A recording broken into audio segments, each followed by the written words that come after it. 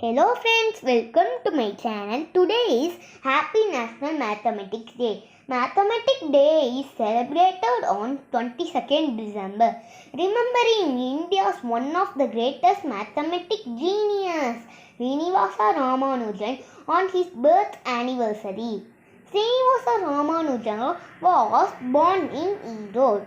His parents are Kamala Tammal, K. Srinivasa Iyengar. About Srinivasa Ramanujan, he was an autodidact, self-taught person who lived during the British Raj. His contribution in mathematics include number theory, mathematical analysis, infinite series, and making formula and equation. His discoveries in mathematics include Ramanujan prime and Ramanujan theta. These discoveries also propelled further research on the subject.